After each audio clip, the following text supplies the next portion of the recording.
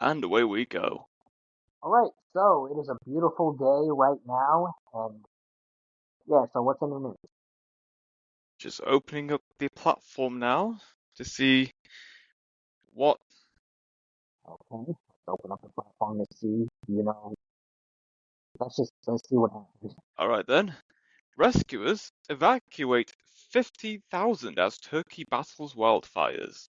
Oh wow, wildfire. That is definitely a battle to have. It's a very tough battle to have, but it can be won. Let's see. Sorry, let's hear more about this. A large wildfire broke out on June 29th, 2025 in Hisar district in Izmir, Turkey, affecting multiple districts and prompting evacuations. The wildfire spread due to strong winds and hot, dry conditions amid a heat wave impacting southern Europe, increasing wildfire risks across Turkey's coastal regions. Authorities evacuated over 42,000 people, deployed helicopters and planes, and temporarily closed Izmir Adnan Menderes Airport, causing international flights delays up to 21 hours. Izmir mayor confirmed that 20 houses, vehicles, and a school were destroyed, while travel insurance may cover disrupted holidays, especially under the Package Travel Regulations 2018. The wildfires and heatwave highlight growing climate risks, with experts and officials urging caution, compliance with fire bans, and preparation for continued extreme heat events. Well, I will say that is all unfortunate. It is all unfortunate that wildfires have to do that much damage. But I will also say this. Obviously, as long as no one got hurt, that is what's important. Even if your property and everything you grew up knowing and loving is destroyed, at least you're still alive and at least you're not hurt. I will say for the most part, that is what's most important, is that no one is hurt and that everyone is still alive and well. Because your life is extremely, ultimately speaking, your life in of itself is extremely precious and you would want to live it to the fullest of your innate ability. So I would say it's a good thing that no one got hurt. It is a good thing that whoever was part of that got out of it, when they did. So ultimately speaking, you can never really be too sure about these things. And, do you have anything? The only thing I have to add is, hopefully, whatever damage has been done, the community living in those damaged areas, they recover efficiently and quickly as possible, because no one should ever go through that. I agree. No one should really ever be have to go through something such as that. And yeah, it's like all you can do is just pray and hope that they can just recover with they can just like recover swiftly and efficiently. Because ultimately speaking, you can never really be too sure about these things. So whoever got hurt, I hope they recover quickly. And whoever didn't get hurt, well, I'm glad they didn't get hurt. And I also just pray and hope that they can continue to be safe and sound in the midst of what they're dealing. That is because frankly, it's more important for people to get out of somewhere alive rather than just you know even if something is ruined, it can always be repaired. It's just important that people aren't hurt and that people are alive. But yeah. Is there anything else in the news? Jake Paul beats former middleweight champ Julio Cesar Chavez Jr. by unanimous decision. Was this also another UFC fighter? Was this also another like UFC fighter or something? Well, let's just see. Jake Paul secured a unanimous decision victory over former world middleweight champion Julio Cesar Chavez Jr. in their cruiserweight bout. Paul entered the fight with 5 consecutive wins, while Chavez Jr. had a 2-3 record in his last 5 bouts, and engaged mainly in the later rounds. Paul dominated early rounds by landing 29% of 482 punches, including 42% of power punches, while Chavez Jr. landed some considerable shots late but failed to seriously hurt Paul. You know what? Judges, go on. How old is this? What's his name? Chavez Jr. Julio Cesar Chavez Jr. He is Jr.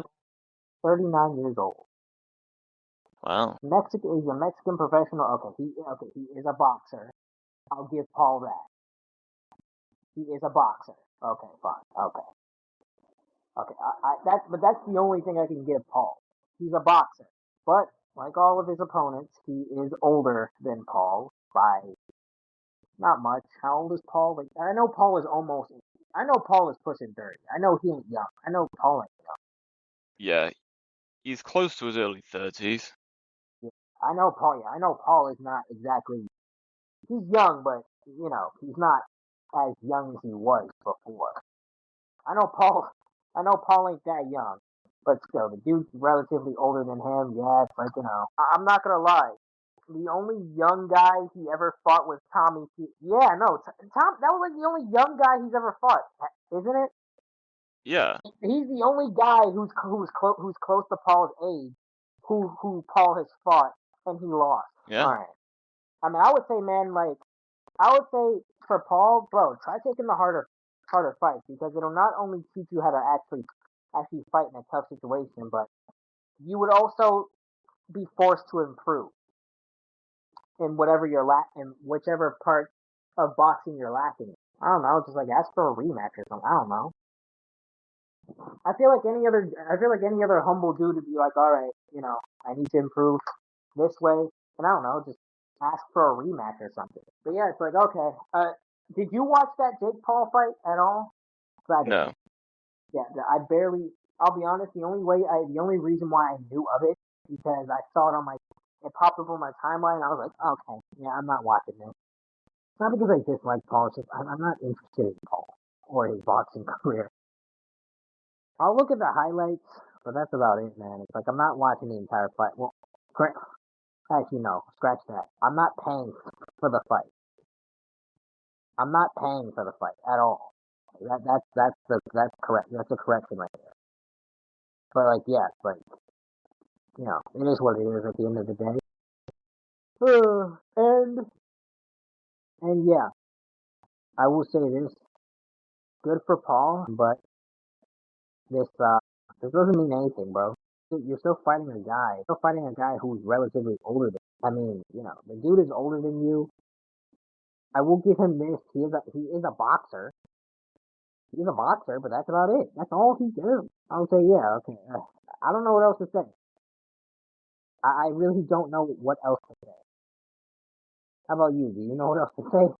No, I don't have anything else to say. Me neither. Like, good for you, Paul. Now fight someone younger, or at least that's in your age range. Do that. Then I'll probably be impressed. Or at least rematch Tommy Fury. I don't know. Do something. Like, come on, bro. Like, you got to get your lick back with Tommy Fury, man. It's like you lost you lost to Tommy Fury. I'm not gonna lie. I think any real man would want a rematch with with another dude that they lost to in a fight. I'm gonna be honest. I mean, I know I would. I know I would, especially if I knew I could have done better in that fight. You probably would if you were a boxer too.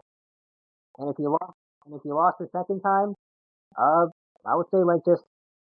And if you lost the second time, I would say you'd have to do it for a third and final time, and after that, then I was like, okay, you're the better man. I lost you like 3 times. We could probably run it back in the future, but like for now, it's like, look, I'm gonna hone my craft. I'm gonna watch, and I'm gonna just, and then we'll fight in the future again. But like, after that, it's like, come on, at least get a second fight. It's been like what, 2 years, 3 years since like they fought. It's been a while. Yeah, it's been a while. Yeah, I know it's been like 2 or 3 years ish at like to say the least. But yeah, Jake Paul fight someone who's in your age range, or better yet, Paul is pushing 30. Fight someone who's 30 years old. How about that? At least that's not that big of an age gap. I was like, how old is Indeed. Paul? Yeah, how old is Paul Holland? Big Paul is 28 years old. Okay. to that, I will say, man, fight someone who is 30. Well, wow, K-Side's 32. He's young. But anyway, and Logan Paul is, I think he's 30. But anyways, yeah, it's like, just, fight someone who's your own age, man.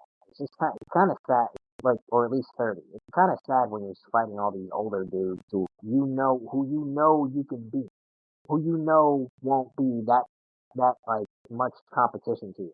But hey, that's just me. And I'm pretty sure that's you a little bit too, but that's just me. Fight someone who can actually give you a fair fight. A run for your money, as people would say. But yeah, that's all I have to say about that. Is there anything else in the news? Lifetime ISAs leave some with less money than they put in, says MPs. Okay, that sounds terrible. Let's hear more. During the 2023-24 financial year, there were approximately 1.3 million active lifetime ISA accounts, with 56,900 account holders using their savings to purchase a home, while 99,650 made withdrawals that did not meet the scheme's conditions. Lifetime ISAs, launched in 2017, offer a 25% government bonus but apply a 25% withdrawal charge on unauthorized withdrawals, causing holders to lose bonuses and 6.25% of their own savings. MPs in the Treasury Committee expressed concern that the product's complexity may lead savers to make poor financial decisions and questioned if it targets those most in need effectively. The committee describes rules penalizing benefit claimants as nonsensical, argued the product subsidizes wealthier first-time buyers, and recommended adding warnings or reforming the ISA. Plans for imminent changes to the lifetime ISA are under consideration as calls grow to ensure the scheme delivers good value for money and effectively supports savers during current economic challenges. That was a lot. That is It sure definitely was. yeah. That is. I don't know what. I really don't know where to start on that. Do you? Well, all I can say is now I'm not saying that I support this decision, but I understand why they say what they're saying. Because the whole point of a lifetime ISA is to give those an opportunity to buy their own home without having to get too much finances out of their own savings, if that makes sense. Probably not. But all I'm saying is the purpose of a lifetime ISA is so that people who want to buy the home for the first time, they can do that without having to worry too much about the high cost of buying a home in the first place. But in my opinion, that should never be an issue to begin with. The reason why prices are so high is because the amount of inflation is beyond control. Now, I can't blame people too much or be too harsh on inflation in general, but I think if it was possible to control inflation in general, someone should have done something a while ago. But since none of that has been done, we're left in this scenario where does this make any sense? What's the point in having this in the first place? It's there because of the prices generally, and especially people wanting to buy their homes for the first time, and of course, people knowing that they get some kind of benefit, but they're not using it to the proper extent. So it's complicated. But of course, I understand what they're saying and why they say that, but something has but Pretty much, it can go either or. Again, you understand where they're coming from, and at the same time, you don't 100% agree, but you don't disagree. You're like pretty much in the middle. yeah. Okay. Yeah, I understand. Yeah, like it can really go either or. Um, yeah. At the end of the day, it's like there's not really much we can do. We just have to. All we can really do is sit and wait and see what happens next in terms of how this all turns out. In terms of how this all. Yeah, it's like for the most part, we just have to pray and hope that it goes well and that it goes greatly and accordingly. to what people want and how people would want it. Well, not that it's going to be perfect. Hopefully, it's something good. Hopefully, it's something worth it. Perfect, but worth it. I like that. Not perfect, but worth it. I like it. I actually kind of like that. I might use that more often. But yeah, not perfect, but worth it. All right, I'm done. All right, let's move on to. All right. Brazil ex-leader Jair Bolsonaro rallies supporters in Sao Paulo to protest his Supreme Court trial. Please, let's hear more. Former Brazilian President Jair Bolsonaro attended a public demonstration in Sao Paulo to protest his ongoing Supreme Court trial over an alleged plot to overturn the 2022 presidential election results. Bolsonaro denied involvement in an alleged coup plot and claimed the cases against him amount to politically motivated judicial hounding. Estimated 45,000 people participated in the most recent march on Paulista Avenue in April, significantly fewer than in February, as Bolsonaro urged his supporters to show strength. Alright, 2022, the presidential election results came out. On that day, a few days afterwards, Jair Bolsonaro said to his supporters, go out, show. Yeah, I will say this for the most. Sorry, I somewhat forgot what we were talking about. Okay, I understand now. All right, so pretty much what I have to say about that is like for the most part, stuff like that could pretty much get pretty ugly pretty fast. I will say this. I don't really know I don't really know necessarily what to say about like the former Brazilian president. Um, but I will say this. Whatever happens will happen for the most part. And yeah, but I will say like him telling his supporters to like go out there and do that. You never and like do that. Like you never really know what like certain people, certain supporters of him are gonna do. So you have to be really careful. Otherwise, and if they do something bad, it's gonna be put on you, and it's gonna reflect you and your character. And that's usually not a good thing. I mean, like certain people, like on the I would say like when people were like were storming the I think it was the Capitol for Trump, like for Trump on like June 6th, I believe. Yeah, there were certain bad apples in it. There were certain bad apples in it that made Trump look bad. And there are still certain bad apples who make Trump look bad, but there are good apples who make Trump look good. So it just really does depend on like who's out there supporting you to determine the context of who's the context of one. I don't want to say the context of one's character, not context. That's not the word for it. It'll determine if you look good or not. That's what I'm trying to say. But yeah. Is there anything else in the Dad jumps overboard to save daughter after she fell off Disney Dream cruise ship. Okay, it sounds like a pretty good dad. Let's hear more. A child reportedly fell overboard from the Disney Dream, prompting her father to jump in after her. Both the father and daughter were promptly rescued from the water, according to Disney officials. An emergency code, Mr. MOB, was announced over the intercom to alert crew members to respond immediately. Passengers shared their first-hand accounts of the incident and the rescue operation. I will say this: the dad had the right idea, but like when you said that, I immediately assumed that the dad was able to swim and actually, you know, rescue his daughter. I mean, then again, they were on a cruise. Then again, they were on a cruise. I actually, you know what? I will assume that he can swim because they were on a cruise. They were in the middle of the ocean. So, okay. So if they had to get rescued by the cruise team, then fine. Still a good dad nonetheless. He jumped in immediately when he saw his daughter fall. When he saw his daughter fall, that is a great dad. I think most dads should be. I think most dads should be like that more often, and most dads should represent protect their children like this dad was trying to like this guy was trying to do to protect his daughter. And I would say that is a great guy.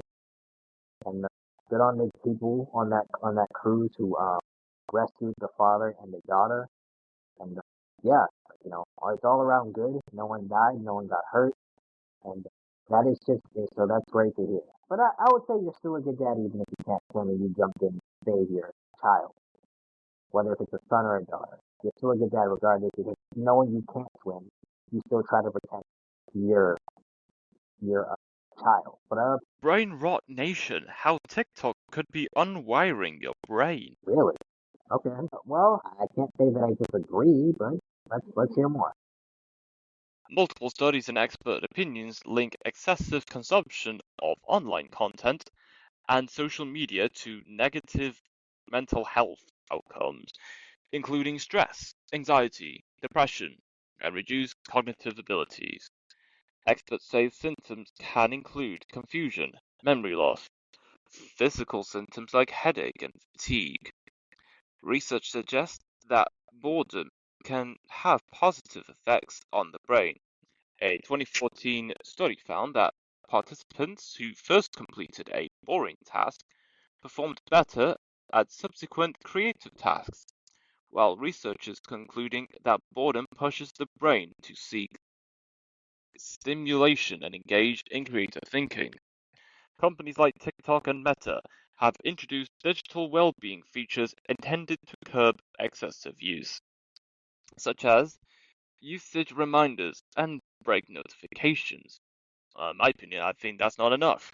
Experts advise setting boundaries, taking regular breaks, and incorporating exercise, while others suggest practicing mindfulness for as little as 10 minutes daily. Well, I will say this, man. TikTok in of itself is, I would say TikTok in of itself should not be consumed a lot. I'm not going to say TikTok is terrible, but I'm just saying it's like you shouldn't spend any of your time on TikTok or just watching shorts. Otherwise, yeah, you will probably suffer from something.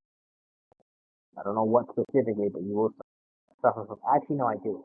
Short attention span is like you probably just yeah, it's just not all around good to just consume something such as that all the time. I would say you need to set a specific timer on when you scroll on the app or comment on the app or post on the app, etc., etc., etc., etc., etc. Yeah, five, etc.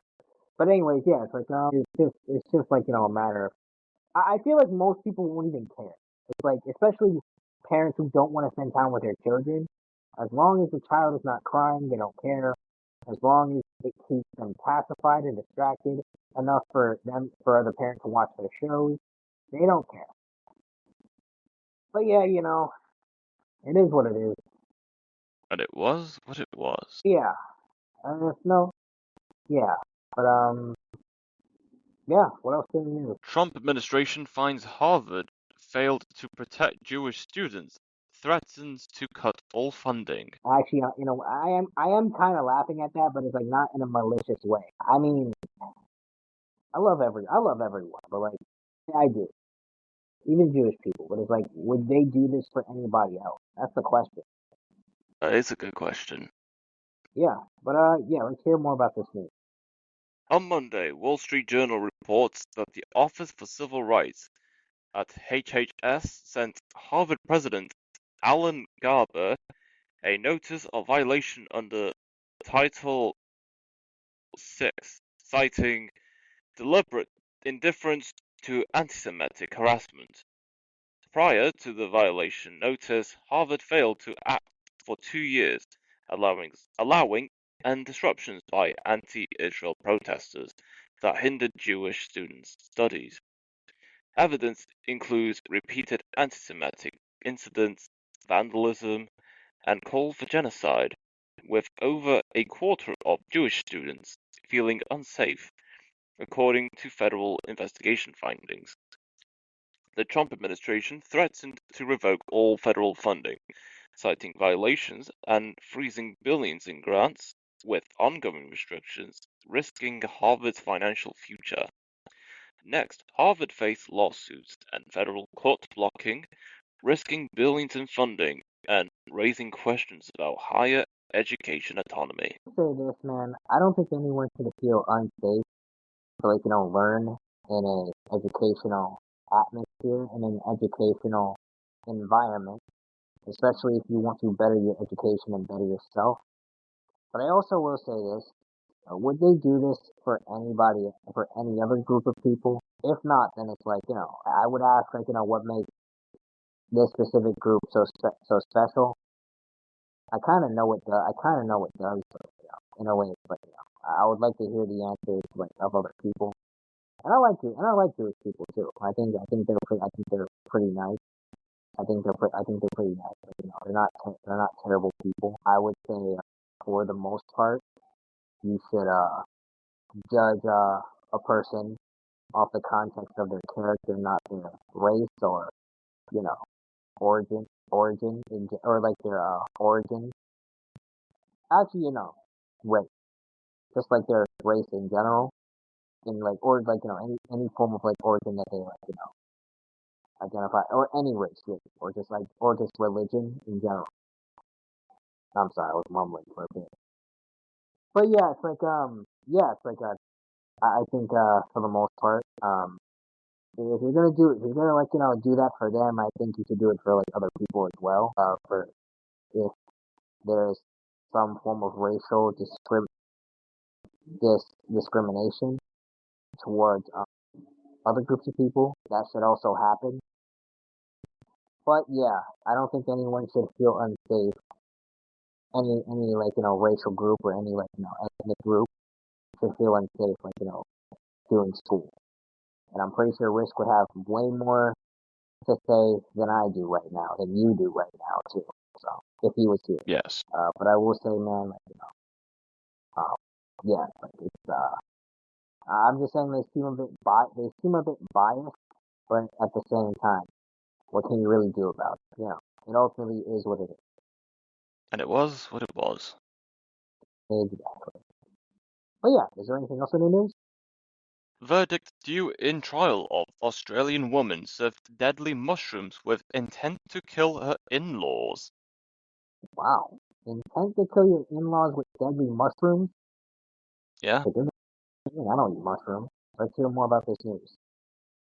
The jury in the murder trial of Miss Patterson has retired to decide her fate regarding charges of murder and attempted murder in a fatal lunch incident involving toxic mushrooms. Miss Patterson has pleaded not guilty to 4 charges related to the deadly mushroom lunch served to her relatives in July 2023. Most people would just ignore a relative, would just, distance themselves from a relative if you disagree with them, but this person chose to use mushrooms to kill their relative.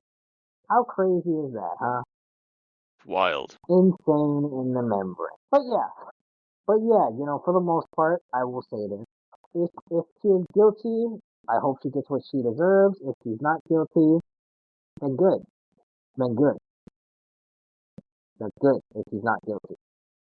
But we won't know until the case is over.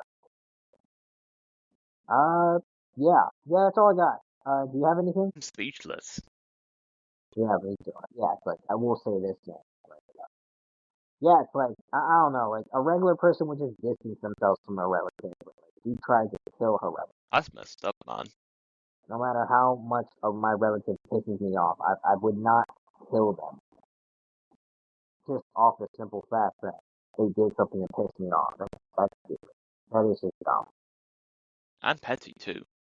It is very petty. It is not worth jail time. Really not. But, yeah, is there anything else in the news?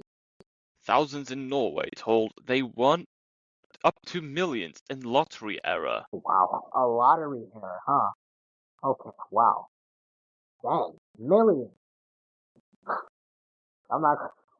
I'd be a little mad too if it turned out to be a lottery error and I didn't win anything. But let's hear more about this news. Several thousand people were notified of incorrect lottery prize amounts in Norway due to a conversion error, as reported by Norsk Tipping. Tipping stated that the error in converting eurocents to Norwegian kroner caused the prize amounts to be excessively high. Miss Saugstuen expressed regret, stating, "I am terribly sorry that we have disappointed so many. An investigation will be launched to uncover how the errors occurred and to prevent future incidents." Well, I will say if it wasn't the organizer's fault, then I say like they're in the clear, and they should only hope that no one from their team. Actually, no. If it was someone from their team, then like the organizer could just fire that person or do something harsh. Not harsh, not harsh hurting, but like just you know financial wise, harsh financial consequence. But yeah, I would just hope that it was no one from their team. Probably either a hacker or just you know or just simply someone from their team. Either way, we'll find out the truth. They'll find out the truth nonetheless. Or who knows? The person who did that error, might even, clean their track if it was someone who did it. But if it was just a random system thing with no one doing it, then everyone's in the clear. Simple as that. But yeah, I'm sure most people were pissed off because they thought they won some money. Like imagine, imagine, just imagine that deal. Just you thought you won a bunch of money just for them to say, "I'm sorry, error. It was just an error. Sorry, you didn't win anything." Like, Phooey, they say. huh? Phooey, they say. Yeah. Like, yo. In fact, dang, I'm thinking of this one episode from Good Luck Charlie, where like I think the mom thought that they were rich, and she quit her job, and she went off on her, and like it was Amy Duncan actually. Amy Duncan. That's her character's name. I forgot though. But yeah, it's like and like yeah, she quit her job at the hospital, and yeah, like she went off on her coworkers, and like she it was just a whole lot. But yeah, it's like yeah, imagine someone just quit their job, like, hey, I quit, I'm rich now, and just to find out you're not rich.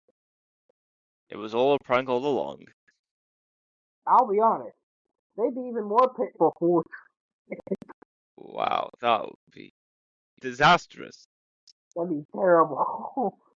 Like saying, congratulations, you won, April Fools. Nah, the world, nah, everyone would be pissed. But hey, Oh yeah, they will be. yeah, no, a lot of people would be pissed. Like, you did this for April. You're a big company, and you fooled us all into believing we won $1 million. Hey, you fell for it. Now stop.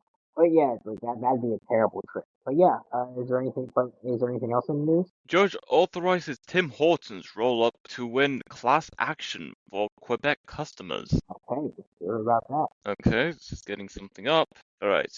A judge has authorized a class action lawsuit over emails Tim Hortons sent out in error to participants in its popular roll-up to win promotion, but only for Quebec residents. Montreal-based firm LPC Advocates claim some half-million customers across Canada received an email in April 2024 saying they have had won a boat through the promotion, only to be Wait, told later this wasn't the case. wait a minute. What is with all these errors? Like, first people got duped into winning $1 million, and like now this. Bro, what is with all these errors? It's happening all over the place. Bro, it's like, how many people are you gonna dupe? Like, this has to be some sick joke. Like, some hacker has to be doing this as a sick joke or something, bro. What is this? But who knows? It's just it's a way to get a reaction out of people.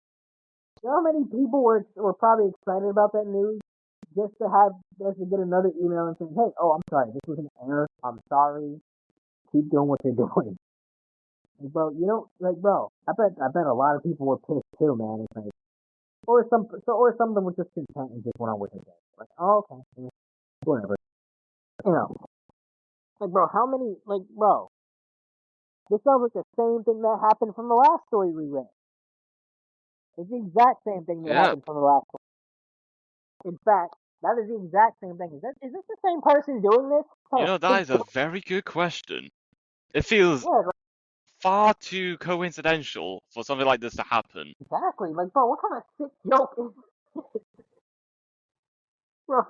This is just a terrible joke. Someday, people's patience are always getting tested. That's true. Yeah, that is true. But yeah. Is there anything else in the news? Male aged over 45 linked to a higher miscarriage rate in IVF with donor eggs. I'm sorry. Donut eggs. Donor eggs, yeah. Donor eggs. I thought you said donut. I'm supposed to say. What? Eggs?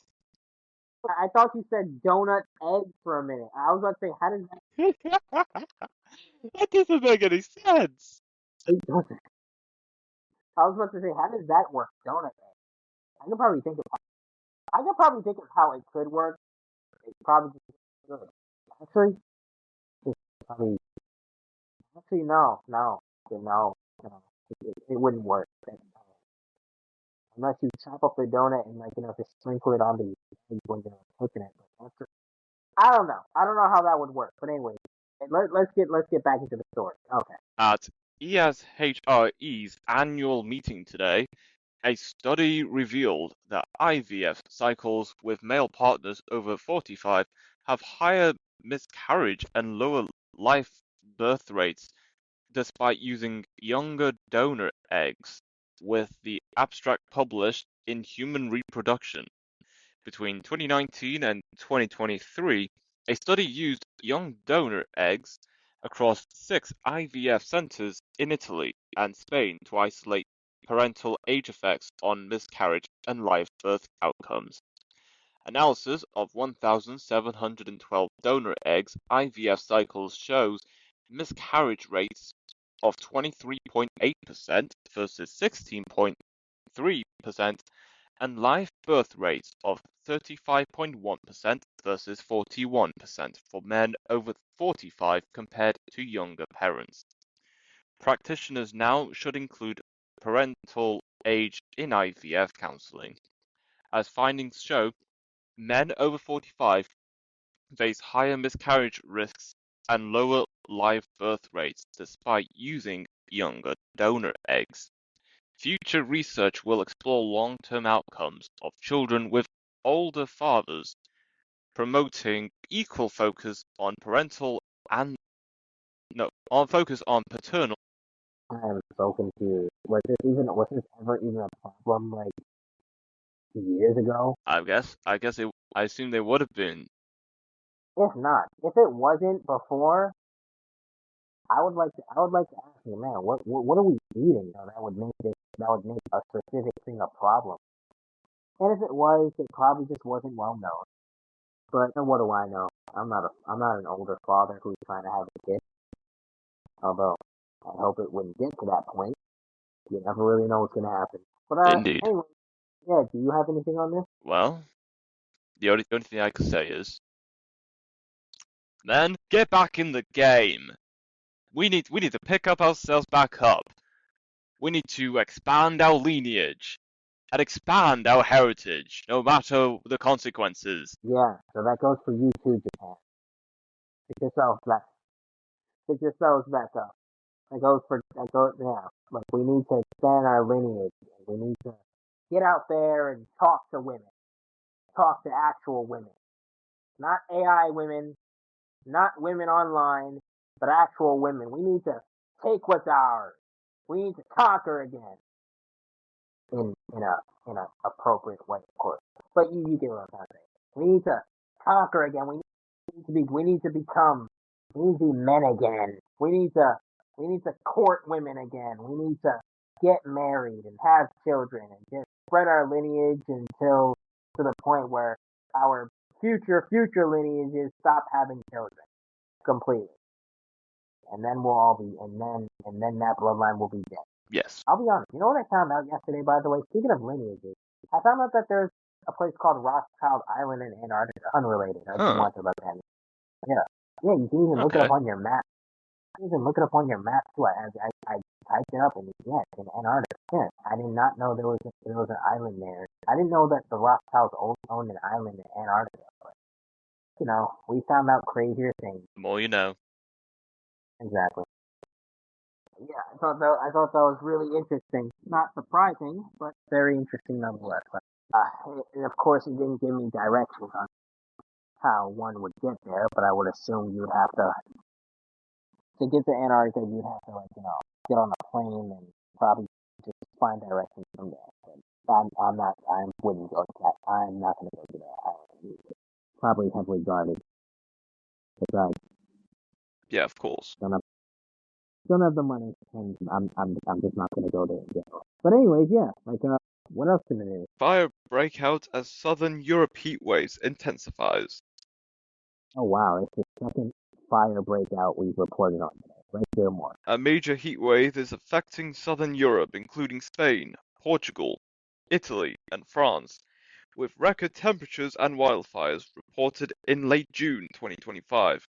The heat wave results from ongoing climate warming, with Europe heating about twice as fast as the global average since the 1980s, intensifying extreme heat events.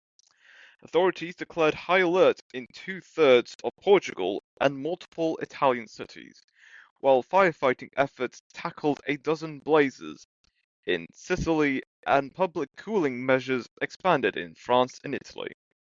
Temperatures reached a record 46 degrees Celsius in El Haranado, Spain, the highest ever record in June, while Lisbon experienced 42 degrees Celsius amid red heat warnings, and London could see temperatures climb to 35 degrees Celsius.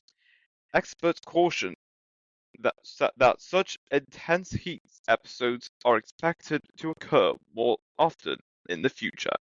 The heatwave caused increased heat strokes cases mainly among the elderly and vulnerable, stressed biodiversity including birds, and prompted warnings to protect people and ecosystems amid future rising heat extremes. I'm not gonna lie, that sounds extremely dangerous. First off, I would not want to deal with that, and I would not want to be in heat that hot. I would not want to be in heat that hot. So I will say, my prayers and condolences are out to those people who have to suffer through that.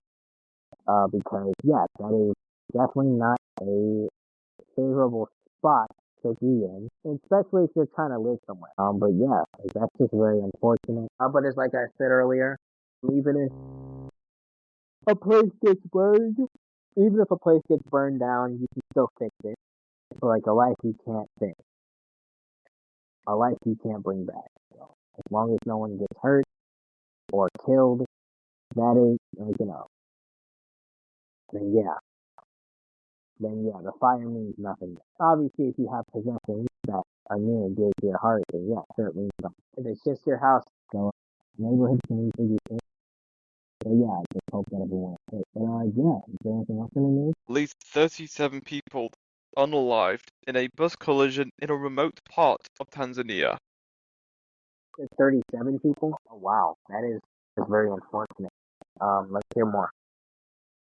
A bus and a minibus collided on Sunday evening, June 28, 2025, in Sabasaba, Kilimanjaro region, Tanzania, killing 38 people. The crash happened when a tire on the bus was punctured, leading the driver to lose control and resulting in both vehicles catching fire. According to the presidency, 28 individuals sustained injuries in the incident, with 6 still receiving hospital care, while 36 victims remain unidentified due to the severity of their burns. President Samia Suluhu Hassan extended her sympathies to the families affected, hoped for the speedy recovery of those injured, and emphasized the need for improved compliance with road safety regulation. This accident highlights Tanzania's ongoing road safety challenges, with World Health Organization estimates of 13,000 to 19,000 annual traffic deaths, significantly exceeding official figures. Well, I will say this is always very unfortunate when someone gets hurt or when someone just gets generally killed, and my heart is out to the 26 people who got hurt and to the people who don't even look recognizable to the face anymore. And yeah, it's just unfortunate to always be in a spot that it's just always unfortunate to be in a position like that where your life is on the line, where your life is at jeopardy. And I just hope they do take the repercussions in the future to like prevent something like that from happening, because something like that is very serious. Someone could have lost a brother, a father, a mother, and just a general sibling, like a sister or just a cousin. The point is, it's a very dangerous situation to be in, and yeah, we should not take stuff like that lightly. Do you have anything? Stay safe, be cautious, and whatever you do, always remain hydrated. That's true. That is definitely true. You should always also remain hydrated and just cooled off. Yeah. Yeah, is there anything else in the news? Tougher Singapore crypto regulations kick in. Okay. Let's hear more about that. Indeed, we shall. Due to legal reasons. Here we I go. see. Now we're getting somewhere. Okay. It reads, Singapore ramped up crypto exchange regulations Monday in a bid to curb money laundering and boost market confidence after a series of high-profile scandals rattled the sector. The city-state's central bank last month said digital token service providers, DTSPs, said that served only overseas clients must have a license to continue operations past June 30th, or close up shop. The Monetary Authority of Singapore, in a subsequent statement, added that it has set the bar high for licensing and will generally not issue a license for such operations. Singapore, a major Asian financial hub, has taken a hit to its reputation after several high-profile recent cases dented trust in the emerging crypto sector. These included the collapse of cryptocurrency hedge fund 3 Arrows Capital and Terraform Labs, which both filed for bankruptcy in 2022. Well, it's complicated out there. It's also quite scary because you never know that even though in a few years crypto is going to be the future of monetary transactions, there are still people out there that are mostly skeptical about crypto in general. And although I understand the concerns and they have every right to have questions and raise concerns regarding crypto, the people in such sector need to do a better job to explain and demonstrate how cryptocurrencies work. So when the time comes, people will be ready to adapt for whatever years is yet to come. I see.